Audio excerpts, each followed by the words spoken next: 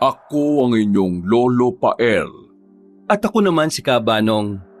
At ito ang aming kwento.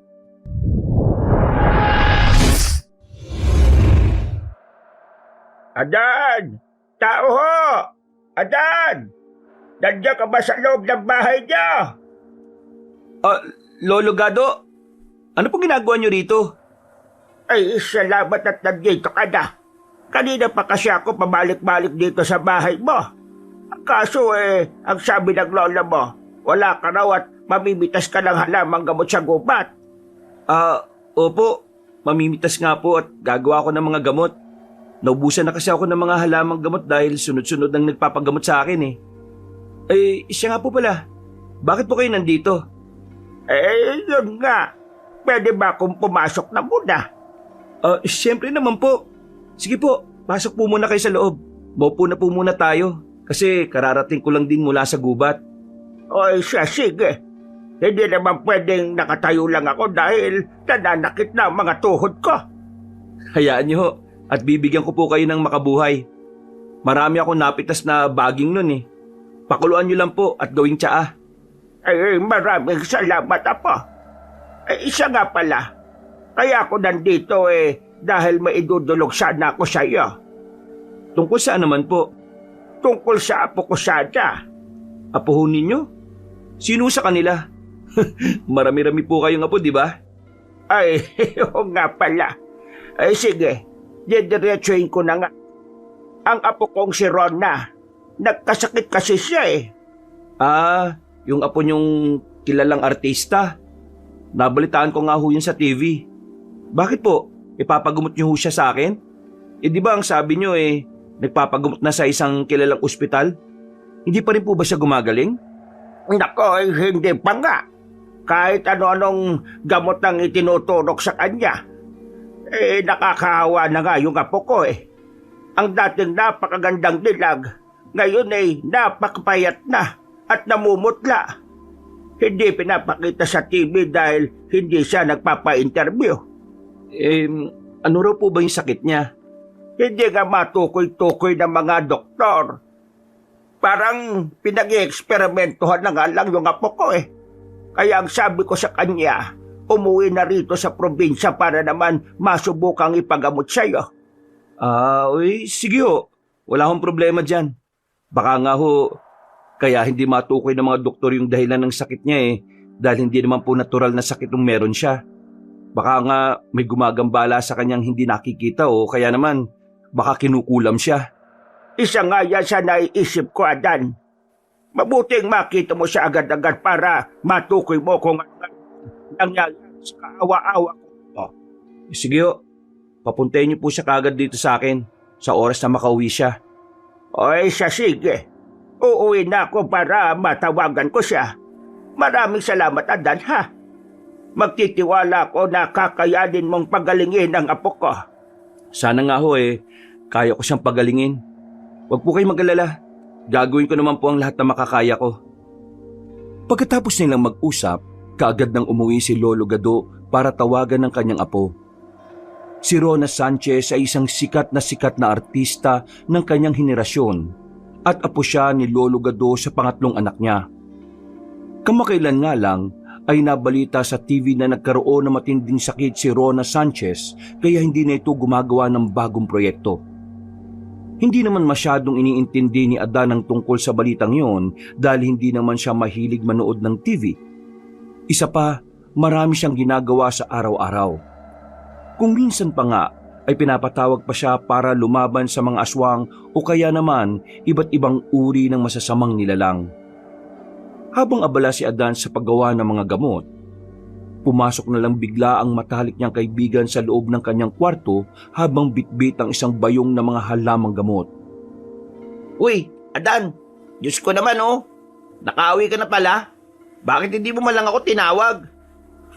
Ako pa talagang hindi tumawag sa iyo pagkatapos kong mamitas ng dahon ng mga halamang gamot bigla ka na lang nawala Natawagan kita. Tinatawag pa kita pero hindi na kita makita. Ay, nako. Baka yan yung jumingil ako. Naghanap pa kasi ako ng pwedeng iyan dahil yung ibang puno parang may punso Diyos ko naman, no. O talaga, Ramil. Hindi ba't sinabi ko sa'yo na huwag kang iihi kung saan-saan? Paano kung makaihi ka nga ng punso?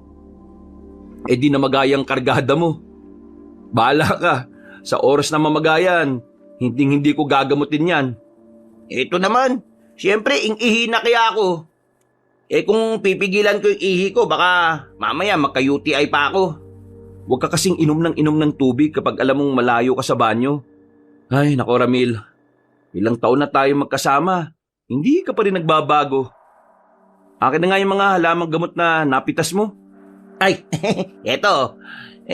Wala man lang bang pasasalamat? Ha? Ay, salamat pala. Siya nga pala, ang sabi ni Lolo Gado, dadalhin daw dito yung artista niyang apo, si Rona. Rona, ano nga yun? Ala, si Rona Sanchez ba? Ah, oo. Siya nga. Eh di ba crush na crush mo yon? Oo, naku, sobra. Kapag nagpagamot sa'yo yun, magpapapirma talaga ako agad-agad. Hindi pwede. Ano? Ano ka ba naman, Adan? Minsan lang sa buhay ko nga magkaroon ng pagkakataon na makita si Rona Sanchez. Hindi mo pa ako pagbibigyan. Hindi. Dahil may sakit siya. Kailangan maging sincero tayo sa paggagamot sa kanya. Saka ka na humingi ng pirma niya kapag gumaling na siya.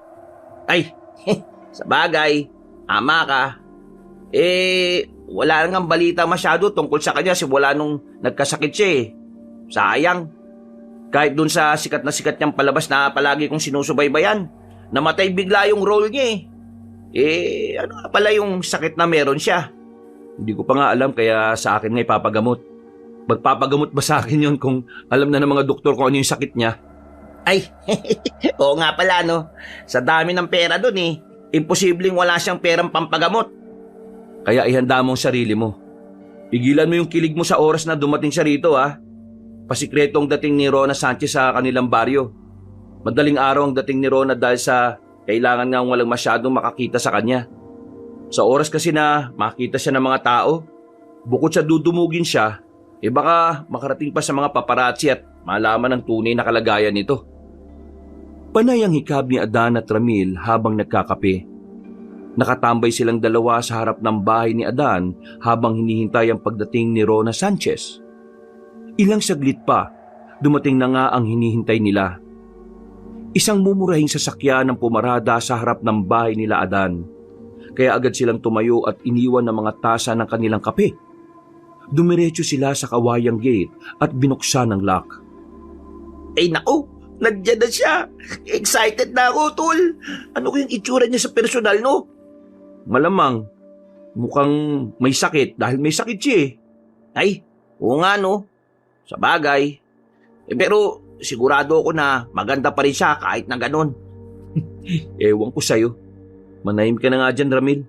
Huwasan mong kiligin ha. Oo, ano ka ba? Adan, nako, pasensya na kayo't madaling araw na. Halatang antok na kayong dalawa. Teka lang at ibababa ko na yung apo ko ha. Medyo hirap lang talaga siyang maglakad eh.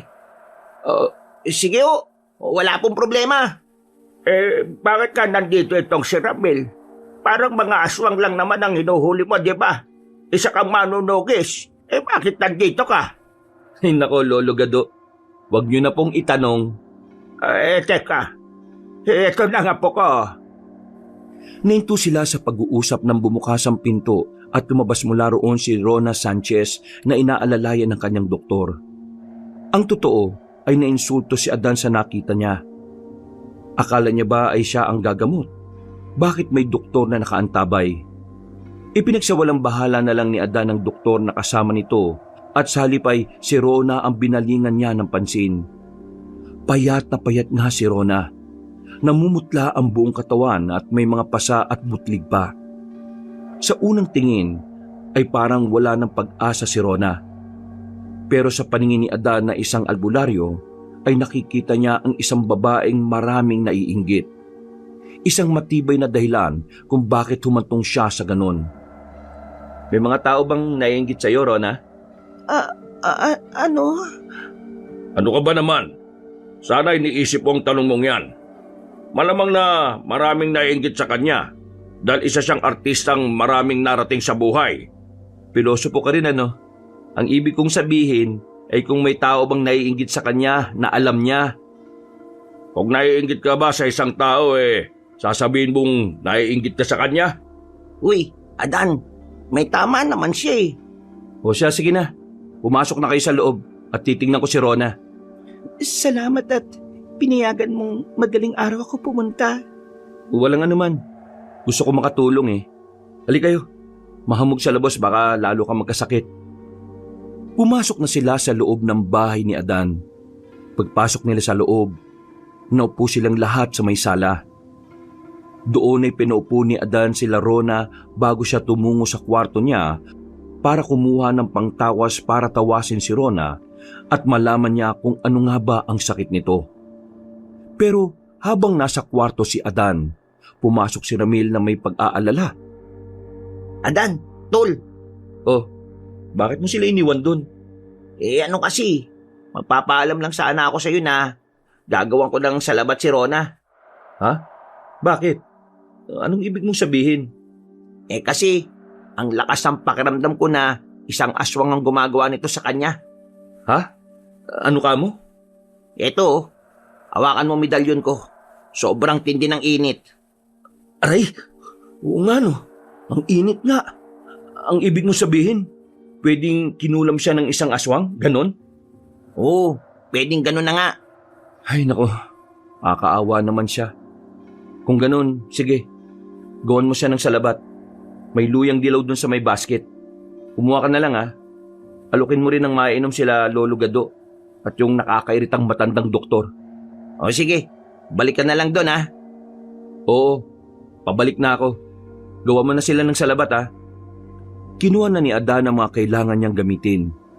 Pagkatapos ay lumabas na siya mula sa kwarto at dumiretso sa sala kung saan nag-aabang ang tatlo. Sinimulan niya agad ang pagtatawas. Isinulat niya sa isang maliit na papel ang tunay na pangalan ni Rona. Pagkatapos ay hinilot-hilot niya ang ulo nito. Hinipan at bumulong sa hangin. Maya-maya pa ay lumayo na siya kay Rona at nagsindi ng kandila.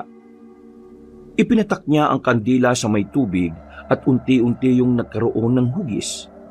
Nang matapos ay kinuha niya ang nabuong kandila at inangat para tingnan sa liwanag ang kandila. Ano pong nakita nyo? Isang manananggal. Manananggal? Hindi ko po maintindihan. Manananggal na naiinggit sa'yo. Sobrang tindi ng galit niya sa'yo, kaya kinukulam ka niya. Unti-unti kanyang pinapahina dahil sa sakit, pero hindi kanya papatayin. Ang balak niya kainin ka dahil iniisip niyang sa oras na makain ka niya, makukuha niya ang ganda mo. Ano raw? Ulam ng isang manananggal? Meron pala ganon, Rona. Naniniwala ka ba sa albularyong ito? Masyadong pantasya ang mga pinagsasabi niya Anong pantasyang sinasabi mo riyan? Seryoso ako. Ay ngayon, paano mo gagamutin si Rona? Yabang nitong doktor na to, no? Saan niyo ba nakuha to? Dr. Ramos, wag po muna kayo magsalita. Gusto ko pong malaman kung anong solusyon ng gagawin ni Adan. Ano pong gagawin ko ngayon? Teka lang ha. Ramil! Ramil! Ano ba? Ang tagal mo namang maglaga ng luya dyan. Nilagang luya ang igagamot mo sa akin? Hindi nilagang luya. Salabat. Pero hindi ang gamot. Paiinumin lang kita niyan para guminhawa ang pakiramdam mo at mabawasan ang epekto ng kulam na ginagawa sa iyo ngayon. Ano bang kailangan para gumaling ako? Ang kailangan gawin ay tuntunin ng manananggal at patayin siya. Rona, naniniwala ka ba sa putyo-putyong ito? Isipin mo may mga allergies ka. Ang daming bawal sa'yo kasama ng mga spices na yan, tulad ng luya. Kaya bakit ka iinom niyan?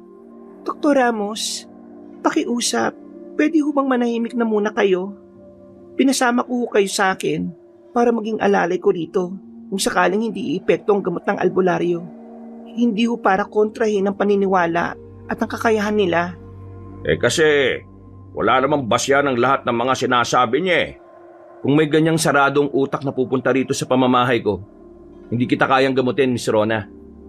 mawalang galang na ho Pero kung gusto niyo pong gumaling sa pamamagitan ko, huwag niyo pong papasukin ng doktor na yan dito.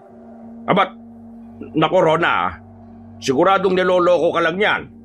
Dok, pasensya na ho, pero pwede bang lumabas na po muna kayo? O siya, sige. Bahala ka. Walang nagawa ang doktor nang palabasin siya ni Rona sa loob ng bahay ng albularyo. Nang makalabas ito, pinagpatuloy nila ang usapan bago siya pinainom nito ng salabat. Nang makainom si Rona ng salabat, pinasuot din siya ni Adan ng luyang dilaw na ginawang kwintas. Oh, kumusta pakiramdam mo? Teka, medyo nabawasan ng pagkahapo ko. Parang guminhawa yung dibdib ko. O, di ba? Tapos ang sabi ng doktor may allergy ka raw sa mga pampalasa. Paano niyo ba nalaman na may allergy ka ron? Tinis yung dugo ko para malaman ng lahat ng mga pagkain na may allergy ako. Kung ganun, mali ang test. Pagpa-test ka sa ibang ospital. Baka yung doktor na yan kasabwat pa ng mga manananggal na naiinggit sa'yo.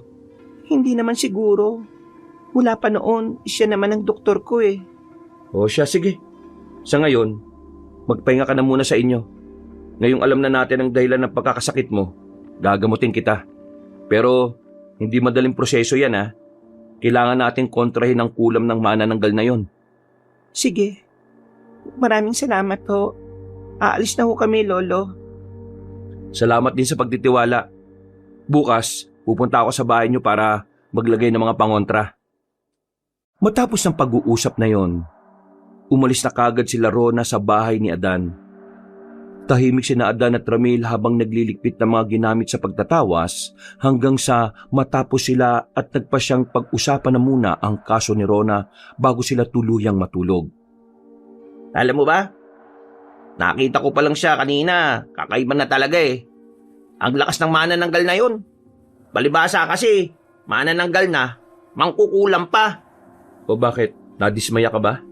Anong nadismay ang pinagsasabi mo riyan? Kasi hindi siya ganun kaganda sa personal dahil may sakit siya.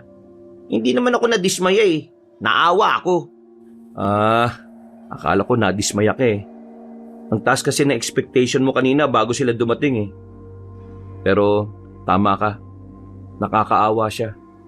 Tapos, yung doktor niya pa. Coops. Anong coops? Upal. Nako, sinabi mo pa pre. Grabe ang kakupalan ng hinayupak na doktor na yon. Hindi ako naniniwala sa mga doktor May sakit naman talagang kailangan ng medikal na pangangailangan ng kailangan. Pero itong kay Rona, hindi medikal lang kailangan. Kailangan niya talaga ng albularyong gaya mo. At hindi lang albularyo manunugis na rin. Kaya nga O paano yan? Papapasubo tayo ng punta sa Maynila para tugisin yung manananggal na mangkukulam na yan. Hindi na natin siya kailangan puntahan sa Maynila. Siya ang papupuntahin natin dito. Ha? Ano? Paano? Dapat, tinanong mo na rin kung saan, kailan, at bakit. Eto naman, nalito lang ako kung paano mo yung gagawin Mangkukulam siya at may kahinaan. Kapag nagsimula na ako ng ritual para puksain ang kulam na ginawa niya, ang katawan niya mismo ang sisira ng ginawa niyang ritual para kay Rona. Ano? Diyos ko naman Ramil Ang tagal na natin magkasama sa trabahong to. Lutang ka pa rin talaga. Sa hindi ko nga maintindihan Paliwanag mo nga, dali. O sige. Lapit ka rito at ipapaliwanag ko sa iyo ang lahat. Ipinaliwanag ni Adan ng maigi ang plano niya kay Ramil. Si Ramil naman ay panay lang ang tango habang iniintindi ang lahat ng mga sinabi ni Adan. Pagkatapos nilang mag-usap, nagpasya na silang matulog para pagandaan ang mangyayari kinabukasan. Kinabukasan nga, maaga pa lang ay nagising na sila. Habang nagkakape, nanood muna sila ng balita sa TV at nakita nila ang interview sa artistang si Maribel Alawi.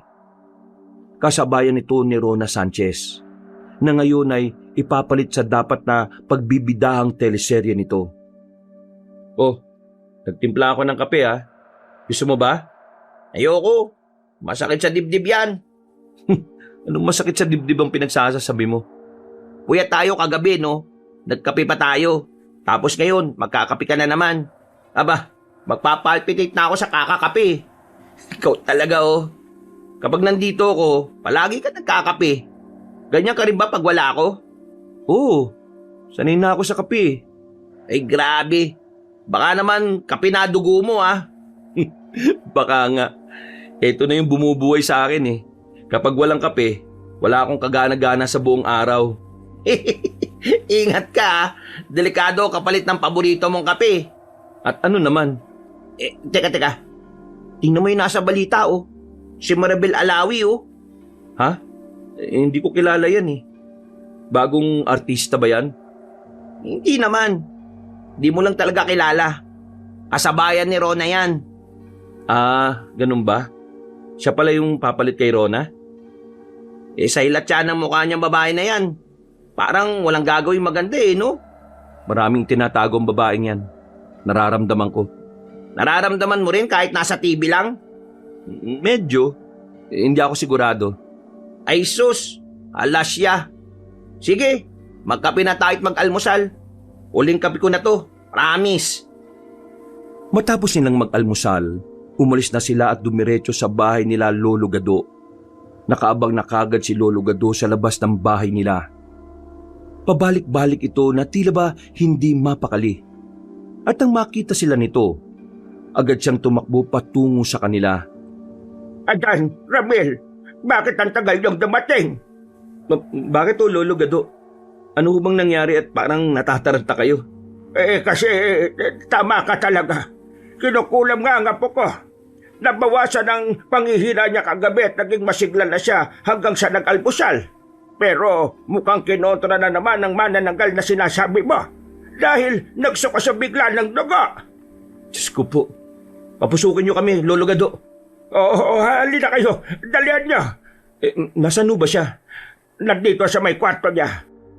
Tinitignan siya ng doktor niya eh. Teka. Anong ginagawa mo sa apo ko? Ha? Pinagpapahinga ko siya. Sumuko na siya ng dugo dahil sa allergic reaction ng katawan niya mula sa luyang dilaw na pinainom sa kanya ng putyo-putyong albularyo na yan. Ano? Allergic reaction ng pinagsasasabi mo dyan? Yan ang epekto ng pinainom mo sa kanya. Pinainom ko na siya ng gamot para sa allergy kaya itigil yun na yung balak niyong gawin sa kanya ha. Tumabi ka na nga muna dyan, Dok. Hindi. Pasyente ko ang balak mong patayin kaya hindi ako aalis dito. Lolo Gado, ito yata ang aswang na kumukulam sa apo mo eh. Ayaw niyo gumaling ang apo niyo eh oh. Dok, pasensya na ho kayo pero desisyon ng apo ko na magpagamot sa albularyo. Kung gusto niyong patuloy na gamutin ang apo ko, makipagtulungan ka kay Adan. Isa siyang batikan at bantog na albularyo rito. Magaling siya. Lolo, magaling ba ang tawag mo sa kanya? Pagkatapos siyang painumin ng luya ang apo mo at sumuka ng dugo. Kung science ang pagbabasihan mo, Dok, sa tingin ko, medyo tama naman ako na hindi ang luyang naging dahilan kung bakit siya sumuka ng dugo. Kagabi pa siya uminom ng luyang dilaw eh. Ang sabi ni Lolo Gado, gumaan ang pakiramdam niya sa loob ng ilang oras. Nakatulog din siya na maayos. At ngayong umaga lang siya sumuka. Pwedeng delayed ang reaction ng katawan niya. Ay nako, huwag ka na nga magpaliwanag. Pwede ho bang hayaan mo na akong tingnan si Rona? Kapag may nangyaring masama sa kanya, ikaw ang sasampa ng kaso ha. Hindi ako magpapakulong kung may mangyari nga sa kanya. Ang mabuti pa, umalis ka na dyan o ikaw ang kukulamin ko. Ano? Mangkukulam ka rin? Hindi. Pero may kilala akong mangkukulam na pwede kang kulamin kaya pwede ba? Umalis ka dyan. Mukhang natakot din naman ng doktor kaya gumilid ito at hinayaan si Adan na tingnan si Rona. Hinawakan niya ang gilid ng leeg nito para maramdaman ang pintig ng dugo nito. Agad niyang nalaman na kinokontra nga ng mangkukulam ang luyang na inom ni Rona. Kagad na kumuha si Adan ng papel kung saan isinulat niya ang orasyon doon na may nakasulat na Latin. Dinasalan niya muna yon bago inirolyo at isinuksok sa bulsa ng suot ni Rona. At ano naman yung nilalagay mo sa bulsa niya? Orasyong tagabulag. Hindi siya makikita na mangkukulam habang nasa bulsa niya yan. Kaya Lolo Gado, sabihin mong tungkol sa papel na yan mamaya kapag nagising siya. Ay, teka. Bakit mo tinataas ang damit niya? Wala akong gagawing masama sa kanya. Hinahaplasan ko lang itong espesyal na langis ang tiyan niya para maalis yung bagong kulam na iniligay namang kukulam na manananggal na yun. Lolo Gado, payag ba kayo sa ginagawa nitong Dr. Kwakwak na ito sa apo ninyo? Hayaan mo siya. Oh, hayaan daw ako. Ang kulit mo kasi. Wala nang nagawa pa ang makulit na doktor nang kumuha na si Adan ng langis. Naglagay siya ng langis sa kanyang palad at ipinahid sa tiyan ni Rona. Dahan-dahan, itinulak niya pataas ang kanyang mga palad. Umangat ang likuran ni Rona sa bawat hagod ng palad niya. Habang hinaplasan ni Adan ang tiyan ng dalaga, nararamdaman niya ang kung anong itinanim ng mangkukulam sa tiyan nito na naging dahilan kung bakit sumusuka ng dugo si Rona.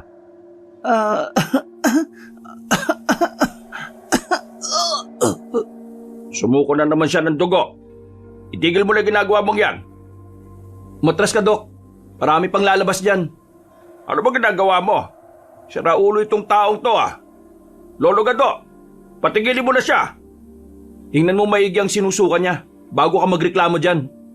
Anong? May mga karayom? Ano yan? Bakit sumusuka siya ng karayom? Umalis ka dyan. Susuka siya ulit. Huli na to.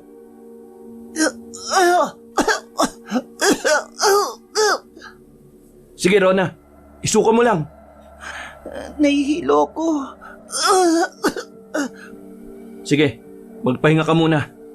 Lolo Gado, lutuan mo siya ng sabon na may talbos. Palagi mo siyang pakainin ng talbos at mga pagkain na makakadagdag sa dugo niya. Bibigyan ko siya ng ferros. Ayan, mabuti at may silbi ka rin naman pala. Bigyan mo siya ng vitamins para mas madagdagan yung dugo niya. Magiging ayos na ba ang apo ko, Adan? Hindi pa. Hanggat hindi pa natin nasisira yung lugar kung saan nagtayo ng ritual yung mangkukulam, hindi pa matatapos to. Kung ganon, pupunta ba kayo sa Maynila para hanapin? Hindi. Sisirain natin gamit ang katawan mismo ng manananggal. Kung gising sana si Rona at hindi pinainom ng sleeping pills, pwede na nating simulan eh. Ganon ba? O siya, sige. Magluluto na ako ng pagkain para sa apo ko. Para pagkagising niya may makakain siya. Salamat o, Lolo Gado. Nang lumabas si Lolo Gado sa kwarto ni Rona, humila ng upuan si Adan at saka naupo roon. Habang ang doktor ay tulalang nakatingin kay Ramil na abala sa paglilinis ng mga dugong isinuka ni Rona. Mga dugo na may lamang karayom. Paano mo nagawa yon? Paano mo nalagyan ng karayom ang suka niya? Yung sinasabi mo dyan, paano lalagyan ko? Pinasok mo ba sa tiyan niya? Eh di tingnan mo ang tiyan niya para malaman mo. Kulit mo rin eh, no? Hindi. Hindi ko maintindihan kung paano mo nagawa yan. Imposible. Base sa siyensya, hindi maaari yan. Baka naman kumain siya ng maraming karayom habang hindi kami nakatingin. Abay, sira ulo ka ba? Ano sabi mo? Ang sabi ko, sira ulo ka. Isipin mo nga yung mga pinagsasabi mo. Sinong tanga kakain ng karayom? Sana, ipinasuri nyo rin sa psychiatrist si Rona para malaman mo kung may problema ba siya sa utak. Iko-consider ko yan kapag bumalik na kami ng Maynila. Ala, ayaw talaga niya maniwala, oh. Hayaan mo siya, Ramil. To see is to believe. Ipapakita natin sa kanya kung ano ang hindi kaya ng medisinang pinag-aralan niya. Pero, alam mo, may mga sakit naman talaga na ang kailangan ay doktor na kagaya niya. Ramil, hindi ko naman sinasabi na walang kwenta ang mga doktor na ang pinag-aralan ay siyensya. Ang sinasabi ko lang, minsan, yung hindi nila kayang ipaliwanag ay dahil sa mga ganito. Mga espiritu, aswang, kulam at kung ano-ano pa. Akala ko hindi ka naniniwala sa mga doktor eh. Diyan sa doktor ni Miss Rona, hindi ako naniniwala sa kanya. Nag-aalala lang siguro siya para sa pasyente niya. Ewan, hindi talaga kami magkakasundo eh. Napapailing na lamang si Ramil sa isinagot sa kanya ni Adan. Ramdam niya ang pagkainis ni Adan sa doktor ni Rona. Ayaw kasi ni Adan na may nakikialam sa mga ginagawa niya o kaya naman kumukontra. Alam niya kasi ang ginagawa niya. Kapag hindi naman alam ni Adan, marunong din naman siyang makinig. Hindi nagtagal ay nagising na rin si Rona. Kinausap niya si Adan at sinabi ang mga nangyari habang tulog siya. Natuwa naman si Adan kay Rona dahil nakikinig ito sa kanya. Miss Rona, seryosong tanong to ah. May kilala ka bang may inis at galit sa'yo na aabot sa puntong kukulamin ka? Pasensya na talaga pero wala talaga akong maalalang pwedeng gumawa nito sa akin. Wala akong nakaaway eh. Maayos naman ako makitungo sa kahit na sino. Kaya hindi ko alam kung bakit nangyayari sa akin to. O sige, ganito na lang. Kung wala kang nakaaway, sino ang mga nakasalamuha mo bago ka magkasakit? Naku, marami naman ako nakakasalamuhang tao eh. Yung mukhang aswang, baka meron. Grabe ka naman. Merong mga hindi ganun kagandahan o kagwapuhan. Hindi ko masasabing mukha silang aswang. Masama ang malait ng tao eh. Biro lang. Kahit maganda, minsan, ikinukubli pa lang totoong pagkaaswang niya. May paraan ba para matanggal ang kulam? Siyempre meron. Sa ngayon, ang nakontra pa lang natin ay ang pagdami ng sakit na inilagay niya sa'yo. Handa ka na ba na makipag-ugnayan sa katawan ng manananggal? Ano? Paano yun? Kung kaya namang kukulam na gawa ng masama ang katawan mo, makakaya rin natin kontrolin ang sa kanya sa pamamagitan ng bagay na ginamit niya. Hindi ko maintindihan. Yung mga karayon na isinuka ni Miss Rona, nasan? Eto, Diyos ko, isinuka ko yan kanina. Napakarami naman. Oo. At hindi ko alam kung ano pa mga inilagay niya sa katawan mo. Diyos ko naman, kung sino man siya, napakasama naman niya. Kaya tatanungin ulit kita, Miss Rona. Gusto mo bang makipag-ugnayan tayo sa aswang na kumulam sa'yo? Oo, gusto ko para matapos na to. O sige, kung ganon, humanda ka na. Maglalatag na ako ng ritual dito mismo sa kwarto mo. Nagsimula nga si Adan na maglagay ng mga kandila sa kwarto ni Rona. Pagkatapos ay inihanda nga ni Ramil ang mga dahon ng bayabas, libro kung saan nakasulat ang mga orasyon, holy water at langis. Nang maihanda na ang lahat, nagsindi si Adan ng insenso at nagsimulang magritual. Lumapit si Adan kay Rona. Sa kanya ito sinabuyan ng asin. Ramil, akin ang langis. eto. Miss Rona, lalapit ako sa iyo at haplasan kita nitong langis na ginagamit ko para hanapin ang kulam. Pero kanina, naglagay siya ng mga karayom sa tiyan mo eh. Titingnan ko sa ibang parte ng katawan mo. Sige, gawin mo ang lahat. Pagkatapos nito, papapasukin ko ang diwa mo sa katawan ng mangkukulam. Sisirain mo ang altar na pinagsagawaan niya ng ritual. Gawin mo kung ano man ang dapat na gawin para matapos na tong paghihirap ko. Sige.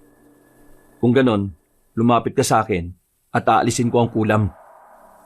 Lumapit nga si Rona kay Adan. Hinawakan ni Adan ang braso niya at kinapa ang kanyang balat. Unti-unti, nakukuha niya ang kung anong mga kulam na itinanim ng mangkukulam sa kanya. Mga karayom, sinulid at pako. Iyak ng iyak si Rona habang unti-unting naaalis ni Adan ang lahat ng kulam. Hindi lang sa kanyang mga braso, maging sa tiyan, likod, leeg, binti at maging sa ulo. Hanggang sa maalis na ni Adan ang lahat ng kulam sa kanya. Nagdasal ng isang orasyon si Adan bago niya tinapos ang lahat. Ramil, akin ang pinaglagaan ng halamang gamot na pinakulo ko kanina. Oh, eto. Salamat ah. Miss Rona, inumin mo ang pinaglagaang ito. Tiisin mo ang pait ng lasa ng inumin ah, para tuluyang malinis ang buong katawan mo. Ininom ni Rona ang pinakuluang mga katas ng halamang gamot. Nakakasuka man ang lasa, tiniis niya ito. Hanggang sa matapos niya itong inumin. Ngayon naman, pumikit ka at tutulungan kitang makarating sa manananggal. Oo, sige. Hahawakan ko ang ulo mo ha. at sasabihin ko sa'yo kung ano ang kailangan mong gawin. Hinawakan ni Adan ang ulo ni Rona habang nakapikit ito. Dinasalan niya ng isang Latin na ritual si Rona. Ngayon, buksan mo ang mga mata mo, Rona. Anong nakikita mo? Isang magulong lamesa. Nakakatakot. May mga itim na kandilang nakasindi. At may manika. Sige, itumba mo yung kandila. Nahihirapan akong igalaw ang mga kamay ko. Pilitin mo. Tutulungan kita. Ang hirap eh. Kaya mo yan. Isipin mong mas malakas ka kaysa sa kanya. Heto na. Nagagalaw ko na. Sige, Rona. Huwag kang titigil. Sirain mo ang ritual na ginawa niya para hindi na niya ulit maulit pang muli. Nang imulat ni Rona ang kanyang mga mata, nakita niya mismo ang altar kung saan ginawa ang pangkukulam sa kanya. Kagaya ng utos ni Adan, pinilit niyang igalaw ang kanyang mga kamay at tinabig ang kandila. Nang tabigin niya ang kandila, kumalat ang apoy sa lamesa. Agad nagliyab yun at nataranta siya. Adan, lumiliyab ang lamesa. Ayoko na. Gusto ko na umalis. Nagagalit na siya. Idilat mo na ulit ang mga mata mo, Rona. Pero nakadilat na ang mga mata ko eh. Dumilat ka pa, Miss Rona. Pilitin mong magmulat ng mga mata. Hindi ang mga mata mo nakadilat eh. Diwa mo lang yan. Pero nahihirapan ako. Kaya mo yan. Sa wakas, Adan, tapos na ba ang lahat? Gagaling na ba ako? Naalis ko na ang kulam at nasira mo na ang altar. Sapat na yon, Miss Rona. Talaga? Magiging ayos na ako? Oo nga, gagaling ka na. Alagaan mo na lang ang sarili mo. Bibigyan kita ng anting-anting kontra kulam para madali kang gumaling. Maraming salamat, Adan. Akala ko wala na akong pag-asang gumaling eh. Nawala ang lahat ng sakit na nararamdaman ko ngayon. Lumakas ulit ako, bukod sa payat kong katawan. Dahil wala na ang nagbibigay ng sakit sa'yo. Ano bang magagawa ko para sa'yo? Para suklian ang ginawa mong panggagamot sa akin. Hindi ako naniningil sa panggagamot ko. Pero kung talagang gusto mo, mas mabuti kung magbigay ka ng donasyon sa simbahan. Huwag mo nang idaan sa akin. Sige, kung yan ang gusto mo, pupunta ako sa simbahan. Ay, siya nga pala. Huwag ka na munang umalis dito sa baryo habang nagpapagaling ka ha. Dahil kailangan pa naming tugisin ang aswang. Ha? Paano niyo tutugisin ng aswang kung nasa Maynila siya? May dahilan kung bakit ka kinulam ng aswang na yon. At ngayong wala ng bisa ang kulam, siguradong lilipad siya patungo rito para muli kang salakayin. Pero sa pagkakataong ito, hindi na niya idadaan sa kulam. Susubukan kanyang kainin para makuha niya ang katawan mo. Diyos ko, nakakatakot naman yan. Anong gagawin ko? Hanggang kailan ako dito? Meron kasi akong tinanggap na project at sa susunod na buwan na ang simula ng shooting eh. Kaya nga, gusto ko na talagang gumaling. Mas i-priority mo ang kalusugan mo. Hindi pwedeng unahin mo yung trabaho kahit na alam mong hindi mo pa kaya. Sige, tatawagan ko na lang yung manager ko para sabihin sa kanya kung pwedeng i-postpone yung shooting. Mabuti pa nga. Teka. Ramil, kunin mo yung anting-anting na ibibigay ko sa kanya. Teka, sandali. Eto na, Adan. Tawagin mo na rin si Lolo Gado, saka yung doktor niyang makulit. Sige, Adan. Tatawagin ko na sila. Miss Rona, eto na Wag na wag mong aalisin sa katawan mo itong anting-anting ha, para hindi na maulit yung pangkungulam sa'yo. At saka, parati ka magdadala ng bawang dahil hindi mo alam kung kailan kanya aatakihin. Maraming salamat, Adan. Susundin ko ang lahat ng mga bilin mo sa akin.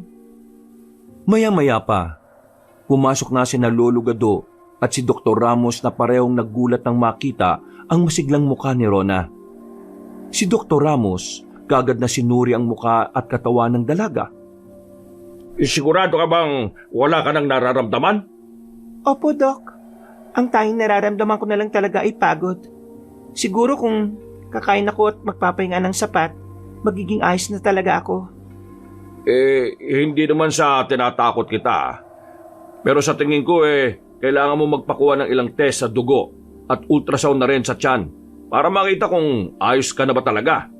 Kailangan pa ba yun? Oo naman. Kasi hindi natin alam. Baka niloloko ko lang si Miss Rona? Hindi pa rin ako naniniwala sa iyo . Di wag kang maniwala. Miss Rona, mas maigi kung susundin mo na lang yung payo ng doktor mo para naman mapanatag na ang lahat. Sige, kung yan ang suggestion mo. Paano mo ba pinasusunod si Rona? Ginagayuma mo ba siya? Akalain mo. Kala ko ba hindi ka naniniwala sa kulam? Tapos sa gayuman naniniwala ka. Dok, hindi niya ako napapasunod. Kusa akong sumusunod sa kanya. Sumusunod rin naman ako sa iyo, di ba? Hindi naman matigas ang ulo ko . Sa bagay, tama ka. Bukas siguro magpa-test ka na kagad para mapanatag din ako na ayos ka na talaga. Sige Doc. Nung gabing yun, naglagay na ng mga pangontra sa aswang at kulam si Adan at si Ramil para protektahan si Rona. Naging maayos na rin ang tulog ni Rona. Ilang buwan na kasi siyang hindi nakakatulog na maayos. Kinabukasan nga, umalis si Rona at ang doktor nito para magpa-test kagaya ng napag-usapan. Pero ang hindi inaasahan ni Adan, hindi na ito bumalik pa. Nabalita na lang niya sa TV na gumaling na si Rona at balak nitong magsimula sa shooting ng bago nitong proyekto. Sa inis niya, pinunta niya si Lolo Gado para kausapin ito at tanungin kung bakit gano'n ang nangyari. Lolo Gado! Lolo! Pagbuksan niyo po ako ng pinto! Adan, anong ginagawa mo rito? Si Rona ho, bakit hindi na siya bumalik? May usapan pa kami na mananatili na muna siya rito dahil tutugisin pa namin yung aswang na gumawa ng kulam sa kanya. Bakit umalis siya kagad? Ayun nga, Dan. Pasensya ka na sa desisyong ginawa ng apo ko. Noong kasing nagpa-test siya at nalaman niyang magaling na siya, tumawag siya sa akin at sinabing hindi na muna siya babalik dahil kailangan niyang trabahuin yung proyekto na nabayaran na ng advance sa kanya. Diyos ko naman Matigas din pala ang ulo ng apo niyo kapag malakas na ang pangangatawan . Ano? Pasensya ka na talaga, Adan. Hayaan niyo na. Hindi naman ako magsisisi kung sugurin siya ng aswang na may matinding galit sa kanya . Hayaan mo, Adan. Tatawagan ko ang apo ko para kausapin na bumalik dito. Subukan niyo, Lo. Sabihin niyong hindi pa siya ganap na ligtas para mapilitan siyang bumalik. Hindi mahalaga ang pera sa ngayon. Katawan at kalusugan niya ang dapat iniintindi niya. Adan. Bakit ba kasi pinilit siya nung doktor na yon na bumalik sa Maynila para magpa-test? Ano ho? Sa Maynila pa sila nagpa-test? Oo. Kaya siguro parang ayaw na niyang bumalik kasi nakarating na ulit siya doon . Alam mo, Lolo Gado, yung doktor ni Rona, yan talaga magpapahamak sa kanya. Pagkatapos ng usapang yon, umasa si Adan na babalik si Rona. Pero hindi nangyari yon. Lumipas ang 2 buwan at makikita na ulit sa mga interview si Rona at ang ganda na niya ulit. Gumanda na ang katawan nito at mas sumikat pa dahil sa nangyari sa kanya. Ngunit hindi pa rin maiwasan ni Adan na mag-alala dahil baka hindi magtagal muli itong balikan ng manananggal na aswang. Ay nako, Adan. Huwag mo na masyadong intindihin si Miss Rona. Sasakit lang ang ulo mo sa kakaisip sa kanya . Sarili niya nga, hindi niya ka kinakawaan. Ikaw pa ba na hindi mo naman yun katawan? Hindi ko lang maiwasan na mag-alala para sa kanya. Kung mapahamak siya, konsensya ko pa rin dahil alam kong may magagawa sana ako. Siya na nagdesisyon kaya pabayaan mo na. Eto, kape, para naman mahimas-masang ka. Napapabayaan mo na sarili mo . 2 beses na lang sa isang araw kung magkape ka. Ay nako, kaya nga nabawasan tuloy yung pagkabog ng dibdib ko. Akin na nga yan. Salamat sa pagtimpla mo sa akin Ay, siya nga pala. May aswang daw na gumagala sa kabilang baryo Nangangailangan ng tulong ko. Kung gusto mo, sumama ka sa akin para naman maibaling mo na yung isip mo sa iba. kaysa dyan sa Miss Rona na parati mong iniisip. Malapit ko na nga isipin na may gusto ka sa kanya eh. Ikaw talaga. Hindi naman no. Nag-aalala lang ako bilang isang albularyo. Ay sus, ako pa binalaan mo noon ha. Ikaw pala mahuhulog. Huy, para tong tanga. Hindi nga. Kulit mo rin ano. Oo na, hindi na nga. Magkape na lang tayo at mag-almusal para makapaganda na sa pag-ani ng repolyo. Baka mauna pa tayo ng mga peste. Bukod sa pagiging albularyo, may taniman si Adan at Ramil. Magkasosyo sila sa lupain na ipinamana ng lolo ni Adan. Ang mga pananim na inaani nila ay inaangkat ng mga tindera sa palengke.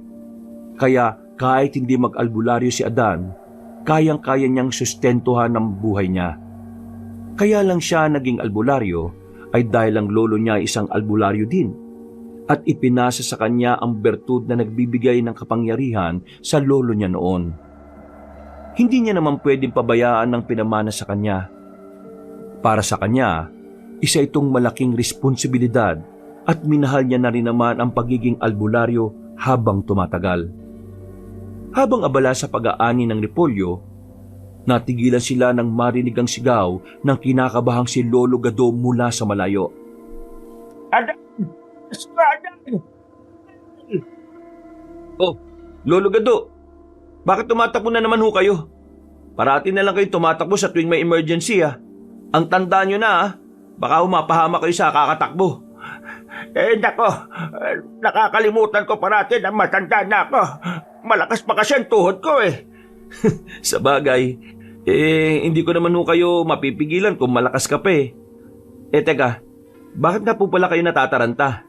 Heto na nga. May buntis daw na inatake ng manananggal. Diyos ko, mahabaging langit. Hindi ba't manananggal ang kumulam kay Rona? Hindi kaya yun din ang manananggal na yon? Baka sumunod rito. Lola Gado, bakit naman siya pupunta dito kung wala naman si Miss Rona? Iba ang kutob ko, Ramil. Adan, puntahan mo nga para malaman mo kung ano ang nangyayari. Sige ho, pupuntahan ho namin ni Ramil. Kakaiba rin ang kutob ko rito eh. Anong kutob mo, Adan? Pakiramdam ko, hindi si Miss Rona ang dahilan kung bakit may manananggal. O di ba? Hindi nga yun ang manananggal na kumulam kay Rona, Lolo Gado. Hindi Ramil. Baka nga yun ang manananggal pero hindi si Miss Rona ang dahilan kung bakit nandito siya.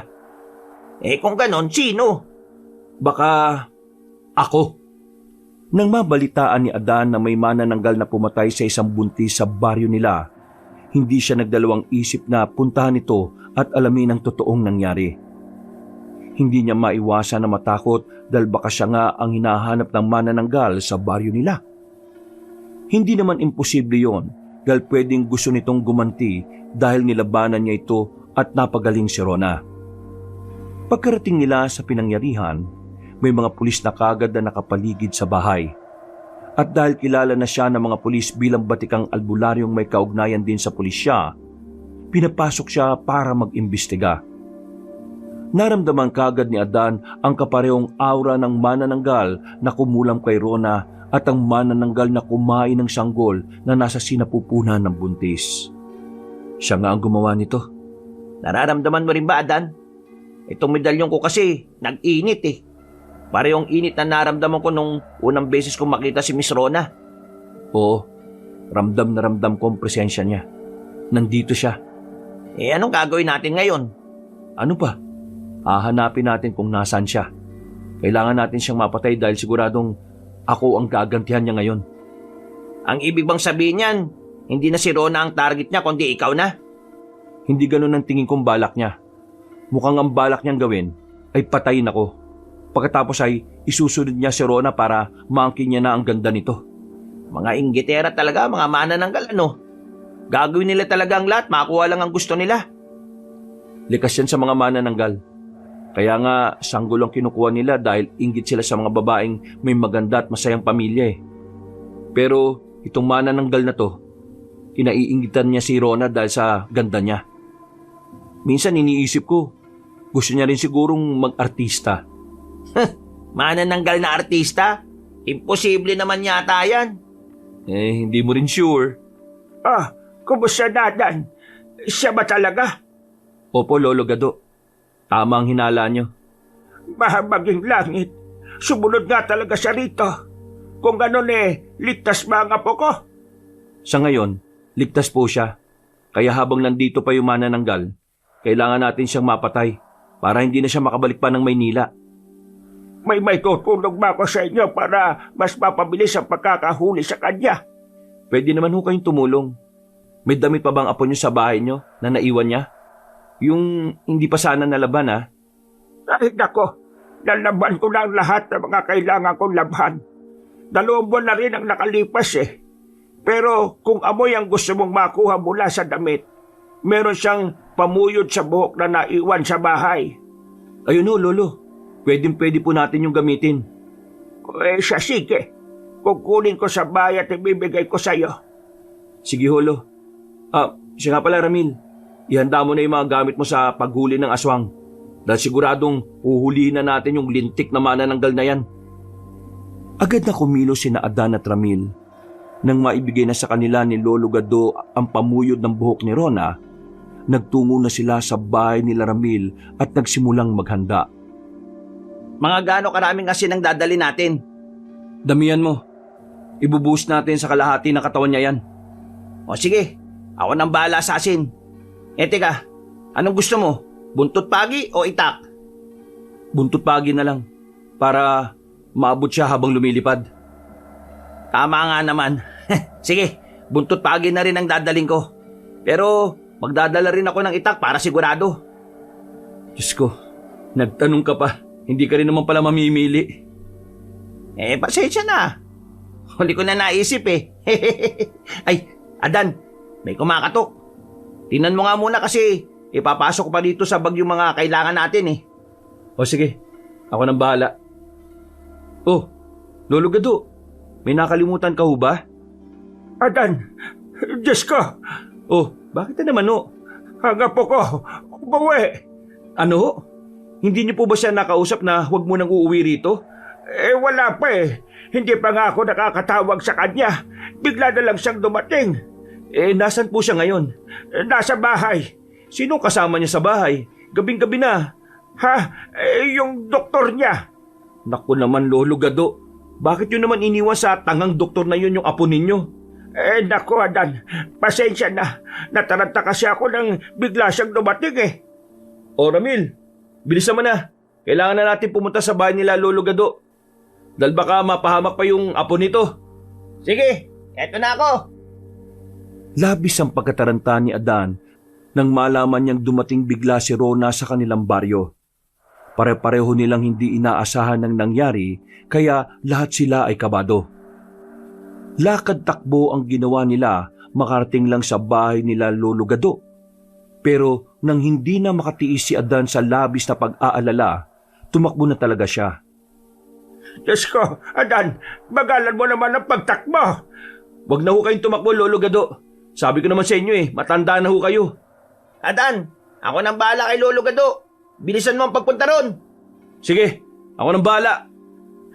Diyos ko, Adan. Ayan na yung manananggal. Lumilipad siya patungo sa bahay nila Lolo Gado. Ano? Ay, lintik. Hindi natin siya pwedeng pabayaan na makarating doon. Labanan na natin bago pa siya makarating. Lolo Gado, mamaya ka na Mamahinga ka muna dyan. Kami na ang bahala. Ramil, akin ang asin. O eto, saluin mo. Kagad na ibinato ni Ramil ang isang plastik ng asin kay Adan. Nang masaluyo ni Adan, tumakbo siya na matulin para habulin ng manananggal. Sobrang bilis lumipad ng manananggal. Alam nito na humahabol sila, pero mabilis tumakbo si Adan. Nagawa niya itong abutan kaya nahagisan siya nito ng asin. Pagkahagis niya ng asin, kagad na bumulusok pababa ang manananggal dahil ang pakpak nito ang natamaan. Pero matibay ang manananggal. Nagawa nitong muling lumipad kahit na pasuray-suray. Aba, matindi kang manananggal ka Sige, ipaglaban mo yung pakpak mo. Etong asin, para sa'yo. Tumibig ka dyan, Adan. Ahampasin ko na siya nitong buntot pagi. Kagad nilabas ni Ramil ang buntot pagi niya pagkatapos ay tumalon para hampasin ang manananggal. Natamaan ng manananggal sa likod nito. Agad bumulusok pababa ang manananggal at bumagsak ito sa lupa. Walang iya ka. Susubukan mo pang mag-food trip dito sa baryo namin, ha? Teka Ramil, Oh, bakit Adan? parang may mali eh. Ha? Ano pali? Hindi to tama. Hindi siyang manananggal na kailangan nating tugisin. Teka. Hindi kita maintindihan, Adan. Patay mo muna yung manananggal na yan. Nakakaalibadbad eh. Ay, sige. Sige, heto na. Galit na pinaghahampas ni Ramil ng buntot pagi ang manananggal. Pagkatapos ay pinakain niya ito ng sandamakmak na asin. Segundo lang ay bumula na ang bibig nito at umusok. Kasunod ng pag-iba-iba ng mukha nito. Hanggang sa ilang saglit pa, nagbago na ang mukha nito at bumalik sa pagiging normal na tao ang itsura niya. Pareho silang nagulat sa nakita. Ha? Adan, hindi ba ako namamalikmata? Teka, artista yun di ba? Oo, si Maribel Alawi. Oo nga, siya nga. Yan yung biglang sumikat nung nagkasakit si Rona. Hindi kaya siya yung kumulam kay Rona? Hindi Ramil, hindi siya. Malakas ang kutob ko na iba. Kung ganon, sino? Naputol ang usapan nilang dalawa nang makarinig sila ng malakas na sigaw. Boses yun ni Rona kaya mas lalo siyang nataranta. Pero bago sila umalis, muling hinampas ni Ramil ng buntot pagi ang katawan ni Maribel Alawi. At biglang naging abo ang katawan nito. Dinampot ni Ramil ang itim na bato bago sumunod kay Adan na tumatakbo na patungo sa bahay nila Lolo Gado. Pagdating nila roon, isang manananggal pa ang pilit na pumapasok sa loob ng bahay nila Lolo Gado. Sa pinto pa talaga binalak pumasok kahit tumaharang ang pakpak nito. Grabe, ngayon na ako nakakita ng aswang na tanga. Mamaya mo na punahin. Tumabi ka dyan at hahagisan ko ng asin. Hoy, manananggal! Umalis ka dyan! Hinagisan nga ni Adan ang manananggal ng asin at mukhang nataranta ito. Agad na lumipad palayo ang manananggal. Sinubukan pang habulin yun ni Ramil habang si Adan ay pumapasok sa loob ng bahay. Huwag ka matakot, Rona. Ako nang bala. Ano ikaw nang bala? Wala nang manananggal. Kinakalabanan ni Ramil. Ano? Anong ginagawa mo rito? Siyempre, inililigtas ang sinasabi mong ililigtas mo. Yung manananggal, patay na ba? Hindi ko alam. Pumasok ako dito para malaman kung may isa pang manananggal dito. Ay bakit? Ilan ba manananggal? 2 pa lang ang nakikita namin.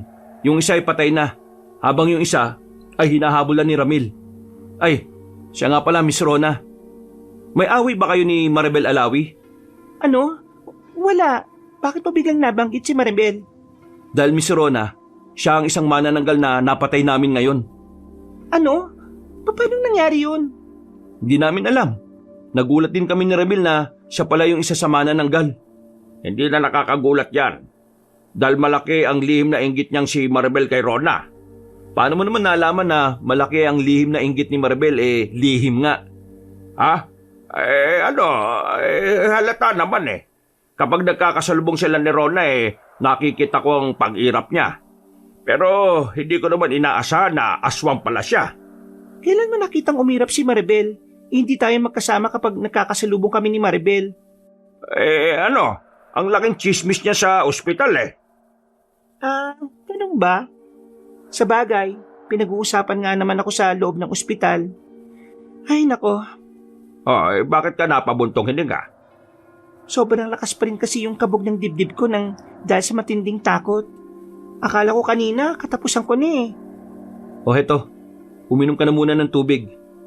Ay salamat Adan ha. Ang bilis mo naman kumuha ng tubig. Habang nagpapaliwanag pa itong doktor mo, kumuha na agad ako ng tubig dahil napansin kong namumutla ka eh. Teka, iinom na muna ako ng tubig ah. Adan! Diyos ko, Adan! Oh, bakit? Hindi ko nahuli yung manananggal. Putik, sobrang bilis lumipad. Ano? Saan banda siya lumipad kung ganun? Doon banda sa kanang bahagi ng baryo natin mula dito kina Lolo Gado. Pero huwag ka mag-alala. Malalaman natin kung sino siya sa oras na makita ko siya. Ha? Paano? Nasugatan ko yung bandang puwet niya gamit ang nadala kong itak. Ibinato ko ba naman sa kanya eh? Sapul sa puwet. Paano naman natin malalaman kung siya nga yun? Simple lang. Paupuin natin. Hindi kasi niya mapapagaling ang puwet niya gamit ang laway niya dahil hindi naman niya maabot ng dila niya yung puwet niya eh. Ayos kung ganun. Isa-isa nating hawakan ng puwet ng mga makakasalubong nating tao. Sa kanang bahagi ng baryo natin mula rito kina Lolo Gado. Sira ulo. Hindi ganun ang gagawin natin. Siyempre kapag may sugat ka sa puwet, ano bang magiging reaksyon ng katawan mo? Eh di, mahirap maglakad kasi masakit. Oo nga no, tama ka. Pero paano kung magtago lang siya sa bahay nila at hindi siya lalabas? May paraan dyan. Anong paraan? Survey. Ibulong mo na nga lang sa akin kung anong plano mo. Ganito. Ibinulong nga ni Ramil ang planong naisip niya kay Adan. Ayaw ni Adan na marinig yun ng doktor ni Rona dahil kakaiba na ang kutob niya rito. Para bang may itinatago ito. Ramdam niyang hindi aswang ang doktor pero ang kutob sa dibdib niya ay kakaiba. Matindi. At madalas na sigurado siya sa mga kakaibang kutob niya. Hindi pa siya kailanman nagkakamali. Bakit kailangan nyo pang ibulong? Bakit? Bawal ba? Di naman. Sa paraan kasi ng ginagawa nyo parang ipinamumukha nyo sa amin na wala kayong tiwala sa amin ni Rona. Sino mang may sabi na wala kaming tiwala kay Miss Rona? Siya nga yung kailangan naming iligtas. Ang ibig mo sabihin, ako ang hindi katiwa-tiwala. Bakit? Sino ba ang dapat pagkatiwalaan dito? Ayaw ko manumbat pero sino ba sa ating dalawang nakapagpagaling kay Miss Rona? Aba, ang yabang mo pala Hindi ako mayabang. Masyado ka lang nakikialam sa diskarte namin para mahuli ang manananggal. Bakit? Pinaghihinalaan mo bang kasabot ako ng mga manananggal? Tama na yan. Pakiusap, tama na. May malaking problema tayo sa aswang pagkatapos nag-aaway pa kayo.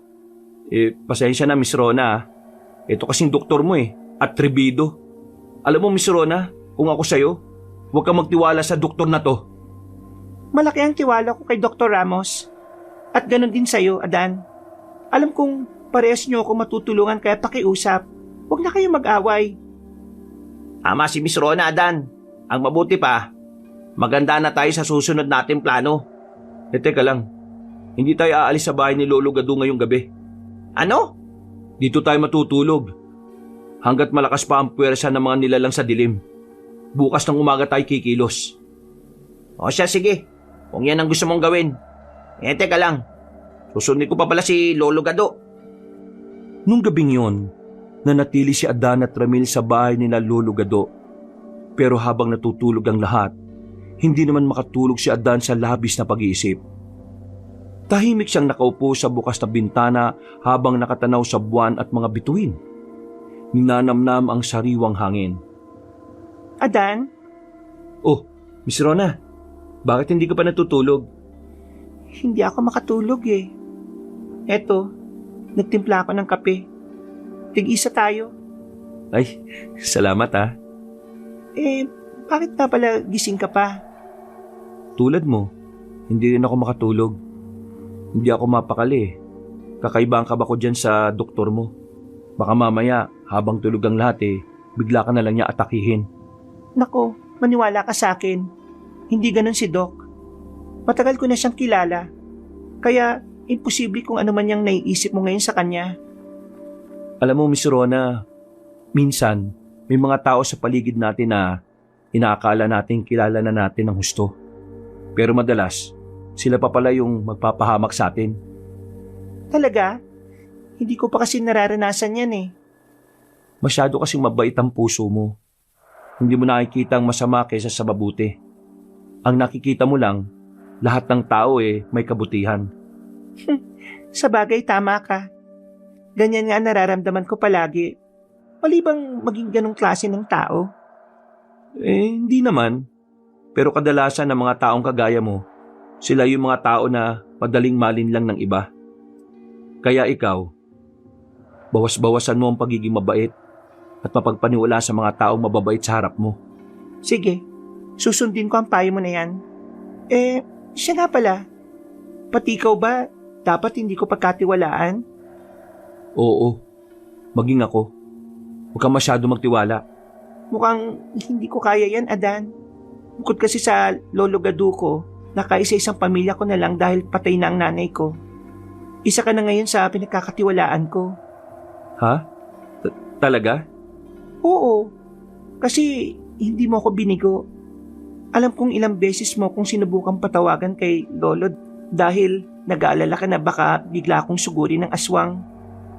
Ang tigas kasi ng ulo mo eh. Gusto ko naman talagang sumunod sa iyo eh. Sadyang may mga bagay lang talaga na hindi ko kayang pigilan dahil masisira ang image ko. Mas mahalaga pa sa'yo ang imahe mo kaysa sa sarili mo? Siyempre, yun ang buhay ko eh. Paano kung hindi ka na mabuhay dahil sa kakauna mo sa trabaho mo? Grabe naman yung tanong mo. Hindi yung grabe, Miss Rona. Totoong pwedeng mangyari yun. Anong pipiliin mo kung ganun? Siyempre ang buhay ko. Kapag pinili mo ang buhay mo, mas magiging ayos ang lahat. Kaya mo, sa tingin ko naman makakabalik ka na sa dating buhay mo. Dahil sa oras na matalo na namin ng manananggal, wala ka na magiging problema pa. Sana nga matapos na talaga to. May tiwala ako sa iyo. Sa inyo ni Ramil. Ililigtas niyo ako mula sa nakakatakot na manananggal na yon. Sa unang pagkakataon, matapos ang ilang taong pagiging single, nakaramdam ulit si Adan ng kakaibang kaba sa kanyang dibdib. Hindi kaba dahil sa takot, kaba ito na may kasamang kilig at init ng pisngi. Alam niya kung ano ang ibig sabihin noon dahil hindi naman niya unang beses na naramdaman ang bagay na yon. Pero agad niyang pinatay ang unti-unting pagliyab ng nararamdaman niya dahil alam niyang wala siyang pag-asa kay Rona. Isa siyang artista habang hamak na albularyo lang siya na para sa marami isang peking doktor. Kinabukasan nga, kahit kulang pa sa tulog si Adan at Ramil, nagsimula na silang maglibot sa parte ng baryo kung saan lumipad ang manananggal. Sinuguro nilang kasama ni Rona si Lolo Gado sa loob ng bahay nila para maging ligtas ito. Sigurado ko bang kaya na ni Lolo Gado na bantayan si Rona? Oo, sigurado ako. Hinausap ko na siya kanina bago ako umalis eh. Ramdam kong hindi aswang si Dr. Ramos pero meron siyang ginagawang kakaiba. Iniisip mong kasabwat niya ng manananggal na mangkukulam?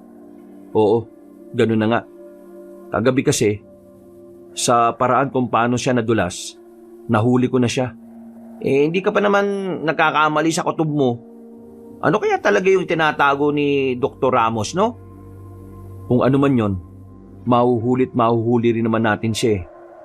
Sa ngayon pumunta tayo sa barangay at sabihin kay kapitan ng balak nating gawin para makahanap tayo ng palusot sa mga taong isisensus natin. Kakasensus nga lang nung nakaraang 2 buwan Pero pwede naman nating ilusot. Sabihin natin na dumami na naman yung populasyon dito sa baryo natin. Gawa naman ng gawa ng bata yung mga tao dito Kaya lusot tayo. Ewan ko sa mga naiisip mo, Ramil. Pero mukhang gagana naman yung naisip mo kaya sige, ipilit natin. Gagana yan. Tiwala lang kay Superman. Hindi ba Batman yon? Suka na ako kay Batman Si Superman naman. Napailing na lang si Adan sa mga kwentuhan nila ni Ramil. Pinapagaan na lang nila ang loob ng isa't isa. Kahit na ang totoo ay pareho talaga silang kabado kung papayagan ba sila ng kapitan. Pero sa kabutihang palad, pumayag ang kapitan nila. Naniniwala daw kasi ito sa mga aswang kagaya ng manananggal. Halos lahat naman sa baryo ay pinaniniwalaan siya dahil isang bantog na albularyo itong si Adan. Alam ng lahat na marami nang napatunayan si Adan kaya malaki ang tiwala nila sa kanya. Ilang bahay rin ang pinuntahan nila at in-interview. Si Adan ang nag-i-interview habang si Ramil naman ang tumitingin sa kung paano maglakad ang taong ini-interview nila. Pero sa ilang kabahayan na kanilang nalibot, wala silang napansin na taong hirap kong maglakad. Grabe ang init. Tama pa ba itong ginagawa natin, Ramil? Ano ka ba naman, Adan? Malapit na nating mahanap ang manananggal, no? Matatapos na natin ang paglilipat dito. Halos nasa dulo na nga tayo pagkatapos gusto mo pang uminto. Ewan ko, Halika na nga, dumiretso na tayo dun sa dulong bahay. Teka, may tao pa ba dyan? Ha? Oo nga no. Lumang-luma na ang bahay Parang hindi naman na yan natitiran. Pero mas mabuti siguro kung puntahan pa rin natin. Baka sakaling may tao nga. Oo, sige. Kahit mukhang walang tao ang dulong bahay na napuntahan nila, pinilit nila itong katukin. Ilang beses nilang kinatok ang bahay pero walang sumasagot, kaya naman sa huli, sinukuan na nila yon. Dismiyado silang dalawa. Wala kasi talaga silang nakitang kahina-hinalang tao. Hanggang sa makabalik sila sa bahay nila Lolo Gado. O ano, may nakilala ba kayo na pwedeng aswang? Nako, yun nga po wala. Napunta nyo ba lahat ng bahay? Kahit yung mga dulo na at mga masisikip na daan? Opo, napunta na namin lahat kaya lang yung sa dulo, wala pong nagbukas. Ay, ganun ba? Saan naman kaya nagpunta yung matanda ron? Matanda ho? May nakatirang matanda sa bahay na yon? Oo, bagong salta lang yon. Mga 1.5 buwan pa lang. Ano ho? Bakit ngayon nyo na lang po sinabi sa amin? Ha? Importante ba yon? Aba, syempre po. Importante po yun. Dahil posibleng siya yung aswang. Nako, masama naman ang magbintang, Adan. Huwag kang ganyan.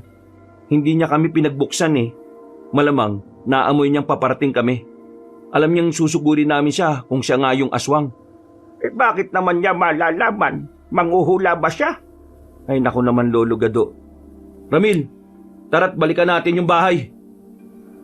Nagmamadaling umalis sina Adan at Ramil. Halos lumipad sila sa bilis ng pagtakbo nila. Nang makarating sila sa pinakadulong bahay kung saan ang sinasabi ni Lolo Gado, marahas silang kumatok doon. Pero kagaya kanina, hindi pa rin sila pinagbuksan. Hanggang sa... Sino kayo? Bakit nyo ginigiba ang pintuan ng bahay ko? Ay, anak ng tinapa. Hindi ako anak ng tinapa. Sino ba kayo, ha? Magandang hapon po, Lola. Mga taga dito lang din po kami sa baryo. Magsisurvey lang po kami. Census. Ay, ganun pa. Bakit naman kung makakatok kayo sa bahay ko, wagas? Para kayo mga galit na galit at may sisingilin na utang, Hindi naman po.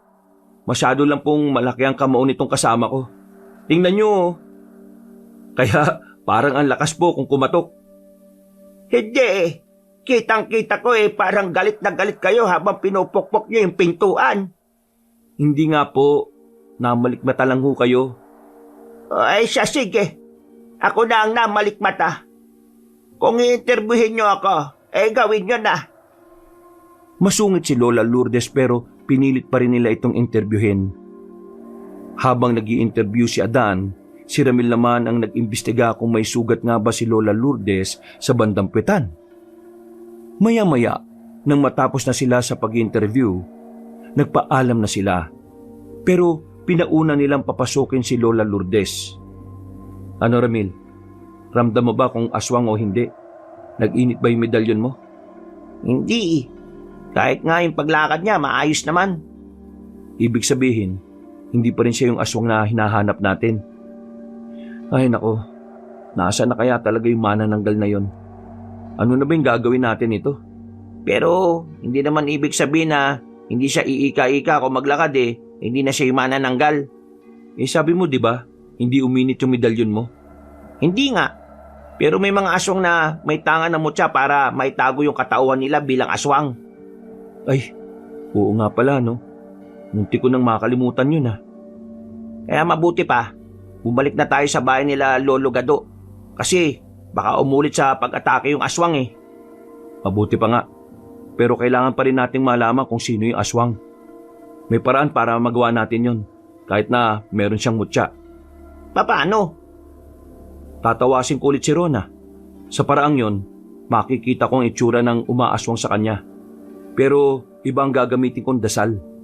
Isang klase ng dasal na maglalantad ng itsura niya kapag tao. Kung ano man ang plano mo, basta sabihin mo lang sa akin kung anong may tutulong ko, ha? Ano pa nga ba? Yun naman talaga dahil partners tayo Bumalik na nga silang dalawa sa bahay nila Lolo Gado.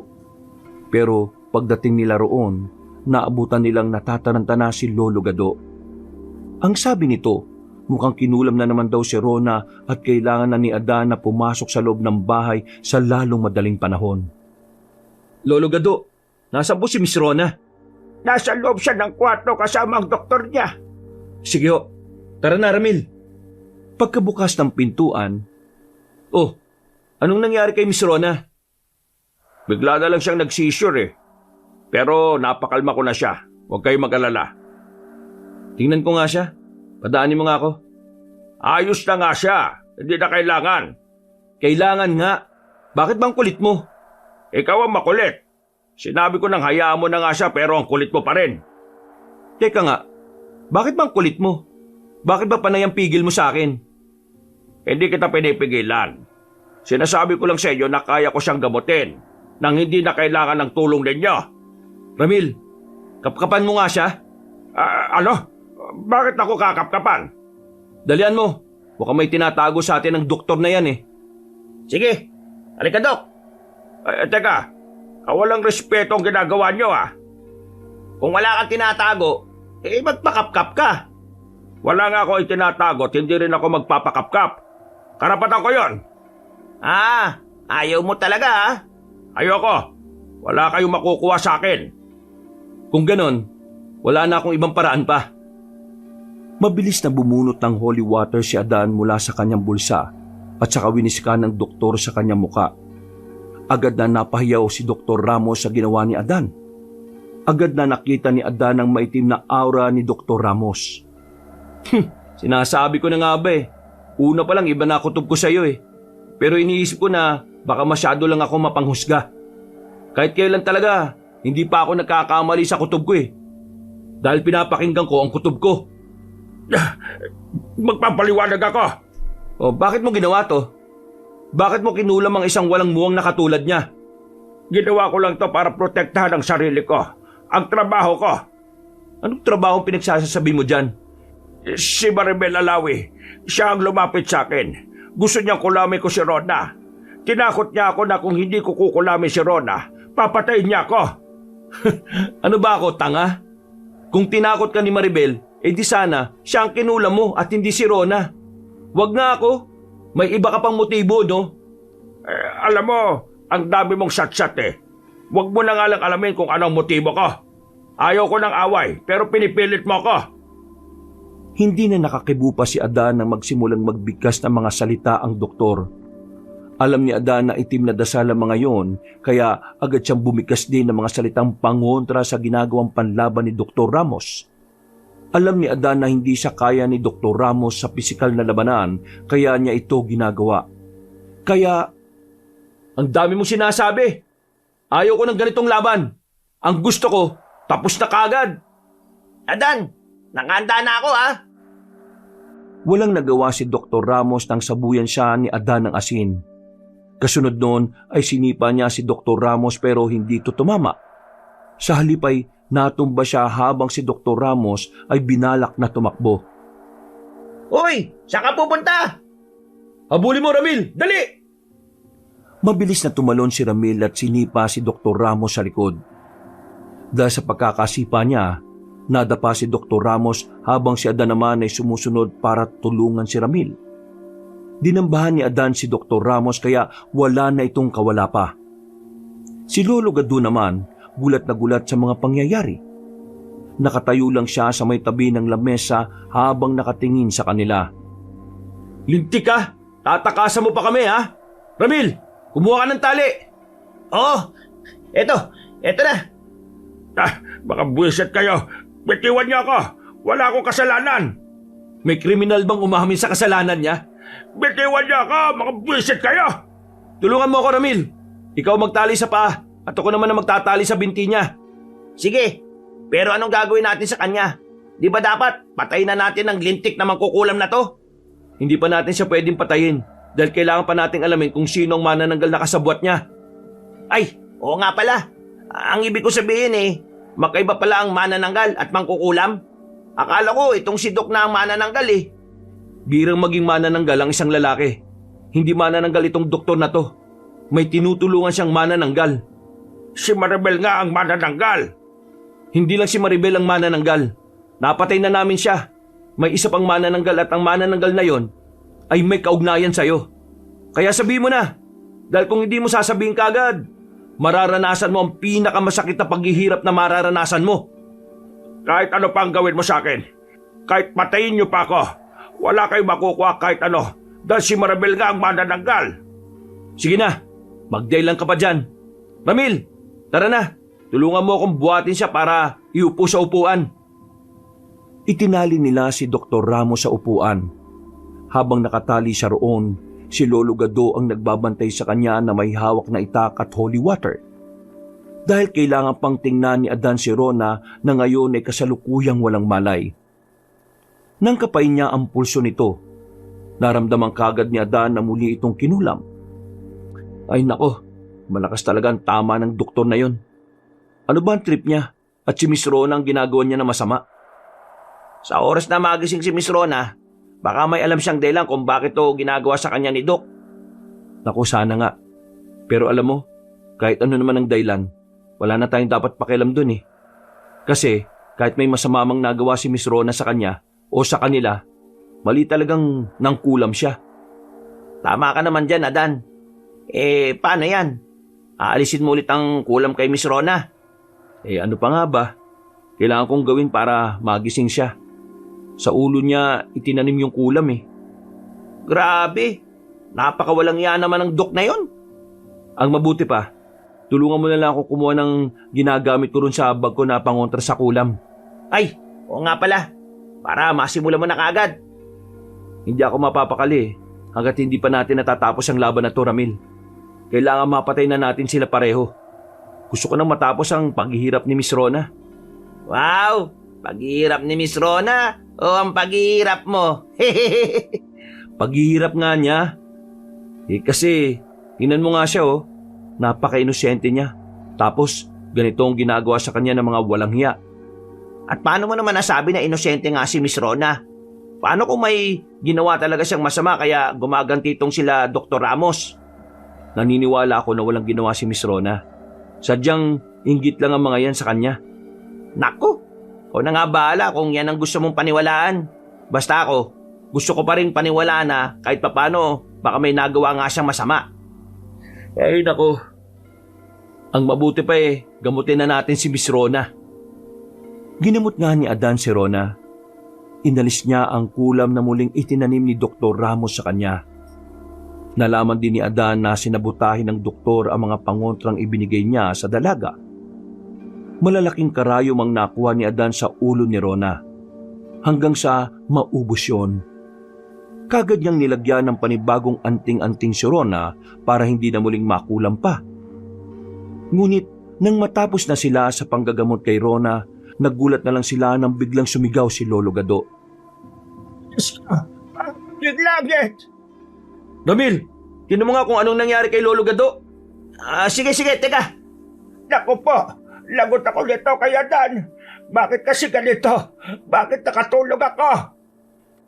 Lolo Gado, anong nangyari sa inyo? Kasi Oh, nasaan yung doktor? nakatulog ako tapos wala na siya nung magising ako. Hala, naku po. Adan! Lumabas ka dyan! Nakatakas daw si Dr. Ramos! Ha? Ano? Diyos ko naman, Lolo Gado oh. Pasensya na talaga, Adan. Hindi ko sinasadya nangyari. Pasensya na talaga. Ano pa nga ho ba? Hayaan nyo na't nangyari na eh. Masyado ko yatang minalit yung mangkukulam na yun. Alam kong matanda na kayo pero pinabantay ko pa ho sa inyo. Naku, Adan. Pasensya ka na talaga kung ganito ako na medyo may pagkatanga-tanga na. Dala lang ho ng katandaan yan. Huwag po kayo mag-alala. Ako pong bahala. Mapapatay natin ang manananggal at ang mangkukulam na yan. Teka, Adan. Teka lang ha. Naririnig mo ba yun? Ang alin? May papalipit na pagaspas ng pakpak at isang sigaw. May sumisigaw sa labas pero hindi humihingi ng tulong eh. Tara, magmadali ka. Kumuha ka ng panlaban natin sa manananggal. Nandiyan na siya. Kagad na kumuha ng mga gamit panlaban sina Adan at Ramil. Bitbit ang buntot pagi, tumakbo agad si Ramil sa labas. May mga isinabit din siyang mga nakasupot na asin na may mga bawang. Habang si Adan naman, ang dala niya ay 2 itak at holy water sa kanyang bulsa. Parang action star na tumatakbo si Ramil sa labas at tinampas pa sa sahig ang buntot pagi na animoy latigo. Nung lumabas sila, narinig nila ang usapan ng aswang at ng mangkukulam. Bagay na hindi nila inaasahan. Ane, pakiusap umalis na tayo. Malakas ang albularyong yon. Hindi natin siya kakayanin. Kailangan kong bumata. Kapag nakain ko na si Rona, gaganda na ako ulit. Manunumbalik ng sigla at kagandahan ko. Matutupad na rin ang pangarap kong maging artista. Hane, pakiusap. Ibang artista na lang ang kainin mo, wag na siya. Malakas na albularyo ang kakalabanin natin kapag siya ang pinili mo. Wala akong pakialam. Kaya ko siyang patayin. Bakit ba kasi pinipigilan mo ako sa mga gusto kong gawin? Kung hinayaan mo na lang sana akong kainin siya noon sa ospital. Hindi ka pwedeng kumain ng tao sa ospital. Maraming nakabantay ron. Wala kang lusot. Kaya nga tayo gumawa ng paraan, di ba? Pero hindi mo napigilan si Rona na maghanap ng isang albularyo. Ang tanga-tanga mo. Sobrang tanga. Bakit ba ikaw ang inasawa ko? Hadi naman. Pakiusap at bumalik na tayo bago pa tayo mahuli ng albularyo. Wag na kayong bumalik pa, Dr. Ramos. Tapusin na natin ang kahibangan ng asawa mong yan. Hade, yan na nga ba sinasabi ko? Bumalik na tayo, bilis! Tulungan mo ako lumipad, umalis na tayo! Hindi! Walang aalis! Makikipaglaban ako sa albularyong ito at tatapusin ko ang buhay niya. Makamit ko lang ang inaasam kong ganda at karangyaan. Diyos ko, sino ba kasing nagsabi sa'yo na gaganda ka pa kapag nakain mo si Rona? Hindi ka nagaganda. Magiging matandang huklubang ka na habang buhay. Akala mo lang yon. Nangako sa akin ng bangkilan na kaibigan ko. Sa oras na kumain ako ng magandang babae, babalik din ang ganda ko. Ututo ka pala eh. Ramil, ano pang hinihintay mo? Tapusin na natin ang kahibangan ng manananggal na ito. Siyempre naman, Adan. Etong nababagay sa yung manananggal ka. Isang marahas na hampas ng buntot pagi ang natamo ng manananggal. Natamaan siya pero matibay pa rin itong nakalayo at mayabang na inihampas ang kanyang mga pakpak. Sa lakas ng paghampas nito, tumalsik palayo sina Adan at Ramil. Nakita mo ba yon, Hande? Mahina ang mga taong yan.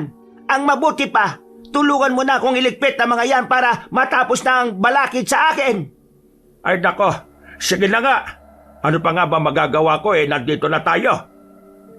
Dumampot na malaking bato si Dr. Ramos para ihagis yon kay Ramil. Natamaan naman si Ramil sa binti kaya napahiyaw siya sa matinding sakit. Rico! Visit kang mangkukulam ka! Ikaw ang uunahin ko dahil wala ka namang kwenta. Anong sinasabi mong wala akong kwenta? Mas may kwenta ako kaysa sa'yo, no? Hinagisan ni Ramil ng isang supot ng asin si Dr. Ramos. Napatra siya pero nagbigkas siya ng mga salitang pwedeng gamitin laban kay Ramil pero tanga siya para gawin yon nang hindi nag-iisip. May pangotra sila sa pareho. Tanga! Kaya nga saktan mo na lang ng pisikal! Bagay nga talaga kayong dalawa. Mag-asawa kayong mga tanga. Hindi kami mga tanga, ano? Huwag ka na magpalusot. Kasasabi mo nga lang eh. Walang babala. Kagad na tumayo si Adan at inihagis ang itak sa manananggal.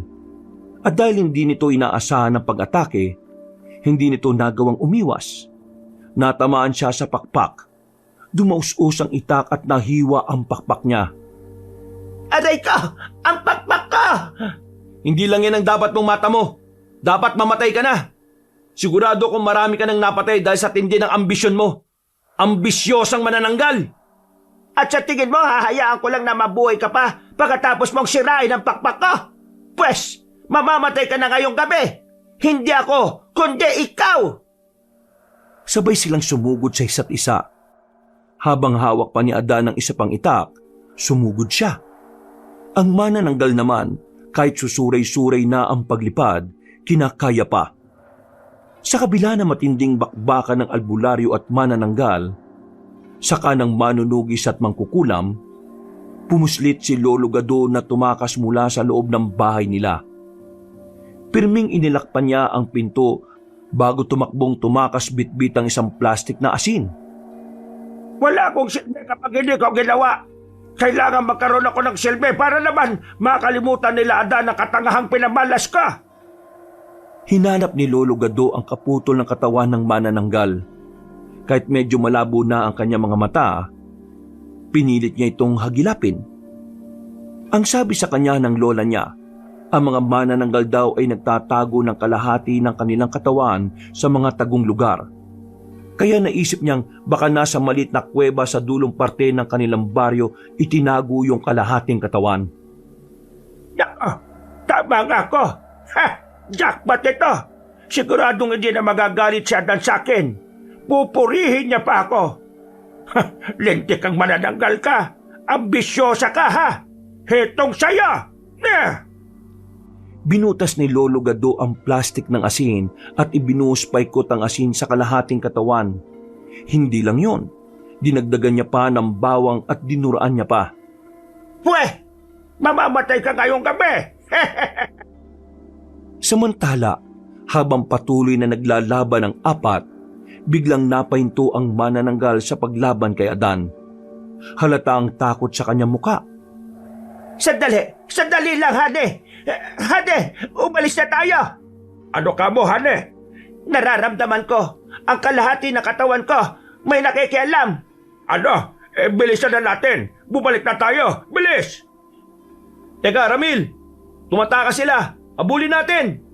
Bilisan mo, Hane! Bilisan mo! Hoy! Anong ginagawa nyo? Akala ko ba matatapang kayo? Kahit nasusuray-suray na ang manananggal sa paglipat, pinipilit pa rin niya habang si Dr. Ramos naman ay sugatan. Nang mapansin ni Adan ang nangyayari, doon na siya tumigil sa pagtakbo para habulin sila. Oh, Adan! Anong nangyari? Huminto ka sa pagtakbo. Hayaan mo na sila. Mukhang hindi na magtatagal pa yung manananggal na yan. Ha? Bakit naman? Nakakalipad pa siya at may lakas. Siguradong mabubuhay pa yan. Hindi na. Dahil mukhang may sumabutay na sa kalahati ng katawan niya eh. Ha? Ay, oo nga no. Pero sa tingin ko, dapat pa rin natin silang sundan. Para naman makita natin kung ano yung mangyayari sa kanila. Kung sa bagay, halika, sundan natin. Kailangan ko ring alisin ang itim na kapangyarihan ng mangkukulam na yon para hindi na siya makagawa pa ng kulam sa iba. Ay, sa wakas, matatapos na rin ang laban na ito. Ito na yata ang pinakamatagal na laban na naranasan ko bilang isang manunugis eh. Ay nako, sinabi mo pa. Hindi ko nga akalain na may mga artista palang aswang. Adan! Ramil! Oh, Lolo Gado, anong ginagawa niyo rito? Tinulungan ko kayo. Nakita kong tumatakbo yung manananggal at doktor eh. Yung manananggal at doktor? Tumatakbo? Putol na kasi yung pakpak nung manananggal kaya hindi na nakalipad. Ay siya nga pala. Tapos na ang problema. Mamamatay na yung manananggal. Mapasikat na yung araw eh. Ibig niyo bang sabihin, kayo ang sumabutay sa kaputol na katawan ng manananggal? Oo. Di ba ang galing ka? Ang galing niyo nga po, Lo. Hindi namin napansin na pumuslit kayo eh. Ang lupit niyo po. Oo nga. O siya sige. Tapusin nyo na yan at pabalikan ko na ang apo ko. Sige po, Lo. Kami na pong bahala dito. Tuwang-tuwa si Adan at Ramil sa ginawa ni Lolo Gado. Hindi nila akalain na magaling pala itong maghanap ng nakatagong kalahating katawan ng manananggal. Maya-maya pa, narating nila ang dulong parte ng baryo kung saan naroon ang isang maliit na kuweba at ang bahay noong bagong saltang si Lola Lourdes. Kaya pala pamilyar ang boses ng aswang eh. Siya pala, iba kasi ang itsura eh. At kaya pala mayabang siyang maglakad kaninang umaga na parang hindi masakit ang puwet niya dahil naabiso na siya ni Dr. Ramos. Nagpanggap lang siyang maayos ang lakad niya. Oo nga. Maya-maya, may narinig silang umiiyak. Teka, sila na yata yun. Ang katawan ko! Ang katawan ko! Paano pa ako makakabalik nito? Huwag kang mag-alala, asawa ko. Hahanap ako ng bagong katawan. Yung kay Maribel, baka mahanap pa natin. Baka buhay pa yon. Patay na si Maribel. Paano mabubuhay pa ang kalahati ng katawan niya? Sira ulo ka, Hane. Pasensya ka na, hindi ko naibigay ang pangako ko sa iyo, Hane. Buwisit ka. Ang dami mong pangako sa akin na lahat ay napako. Hane, tandaan mo, mahal na mahal kita. Sige lang, tapusin niyo na yung love story ng manananggal at mangkukulam. Kasalanan mo lahat ng ito. Dapat sa'yo patayin. O edi sige, patayin mo. Walang iya kang albularyo ka. Sumugod ang manananggal sa kanya. Pero paglabas niya sa kuweba, mabilis na sumikat ang araw at unti-unti siyang nasunog. Napatakbo naman kaagad si Dr. Ramos patungo sa asawa niyang naging abo na. Hane! Hane! Hindi! Hane! Tapos na ang buhay ng asawa mong manananggal. Ngayon, ikaw naman ang dapat naming tapusin. Sige, patayin niyo na ako. Dahil wala na rin namang silbi ang buhay ko. Wala nang silbi ang buhay ko kapag wala na ang asawa ko. Ha? Sino may sabi na papatayin kita? Anong ibig mong sabihin? Hindi mo ako papatayin? Hindi ako pumapatay ng tao, no? Tao ka pa rin naman. Pero hindi ka na pwedeng mangulam ulit. Huwag! Maawa ka! Itong kapangyarihan ko na lang ang meron ako. Huwag mong alisin sa akin to! Wala nang nagawa si Dr. Ramos nang hawakan na ni Adan ang ulo niya para alisin ang itim na mahikang meron siya. Nang sabihin ni Adan kanina na papatayin niya si Dr. Ramos, hindi yun totoo. Ang mga mangkukulam ay mga tao rin naman. Mga taong gumagamit ng itim na mahika. At ang pinakakinatatakutan nila sa lahat ay ang mawala ng kapangyarihan. Dahil yun lang naman ang maiyayabang nila. Simula nung araw na yon, naging maayos na ang lahat kay Rona. Bumalik na siya sa pagiging maganda, mabait at kinikilalang artista. Napapanood na nila ito ng regular sa teleserye niya. Buong akala ni Adan, hindi na muling babalik pa si Rona sa baryo nila matapos ang nangyari. Pero nabigla sila ng isang araw, kumatok na lang ito bigla sa kanyang bahay. Oh, Miss Rona, anong ginagawa mo rito? Hindi ba't nasa Maynila ka? Ano kasi nabalita mo na ba yung bagong pelikula ko? Oo naman. Palagi ako nakasubaybay sa mga teleserye o pelikula mo. Naku, salamat siya nga pala. Napanood mo na ba yung pelikula ko sa sine? Ha? Bakit mo naman natanong? Wala naman. Kung hindi mo pa napapanood, gusto mo bang panoorin natin ng sabay? Yun kung hindi mo pa napapanood. Hindi pa napapanood ni Adan yon. Uy, ano ba naman Ramil? Nakakahiya. Oh, ayun naman pala Hindi mo pa napapanood kaya tara na, panoorin natin. Sige na nga. Kailan ba? Mamayang gabi. May nabili na akong ticket kaya huwag mo nang alalahanin yon. Ganun ba? O di sige. Pero hindi ka ba makikita ng mga tao kung sakali? Hindi naman. Gabi naman at saka sa isang private na sine tayo pupunta. Ha? May private na sine ba rito malapit sa atin? Oo, meron. Ako bahala. O di sige. Mamaya, makita tayo Susunduin kita sa bahay nyo. Anong oras ba? Mga 7:00. O sige, magkita tayo mamaya. Aasahan kita Oo, makakarating ako. Sobrang excited ni Adan nang bigla lamang dumating si Rona sa kanilang baryo at niyaya pa siyang manood ng sine. Parang date na nga yun. Pero ang ikinag-guilty lang niya ay ang katotohanan na sinabi ni Ramil. Habang nagbibi siya para sa pagpunta nila sa bahay nila Rona, nakabantay naman si Ramil sa may gilid ng pintuan ng kwarto niya. Ikaw naman kasi Ramil Bakit ba sinabi mo sa kanya na hindi ko pa napapanood? Pakonsensya tuloy ako. Tayo nga yung unang nanood nun sa sinihan, pagkatapos sasabihin mong hindi natin napanood. Ano ka ba naman? Ang tawag doon, strategy. Kung sinabi ko bang nakapanood ka na, yayayain ka pa ba niyang manood? Hindi na, di ba? Oo nga, pero sana naging tapat na lang tayo para hindi ko kinakapraning. Bakit ka ba kasi napapraning? Dahil ba sa pagsisinungaling natin? O dahil sa kinakabahan ka na kayong dalawa lang nasa loob ng sinihan? Kinakabahan ka ba na baka bigla kang mapaamin, ha? Ay nako Ramil, wag mo na ngang dagdagan pa yung kabang nararamdaman ko. Huwag ka nga masyadong kabahan. Kayang-kaya mo yan. Alam kong torpe ka. Pero kung hindi mo pa aaminin ang nararamdaman mo ngayon, baka magbago pa ang isip niya at maghanap na siya ng artistang gaya niya. Sige ka. Kung makapagsabi ka naman ng ganyan, parang may pag-asa naman ako. Meron naman talaga eh. Ano ka mo? Wala. Ang sabi ko, ang pogi mo dyan sa suot mo. Pabango. Gusto mo? O sige, pahingi ako niyan. Bigyan mo ako ha. Alam ko namang bagong bili ang pabango mo eh. Bulaklak, meron ka na. Naku, yun lang ang wala pa. Paano ba to?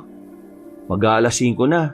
Kailangan ko nang pumunta sa bahay nila kasi babiyahe pa kami papuntang bayan eh. Pa naman to? Bakit kasi biglaan eh?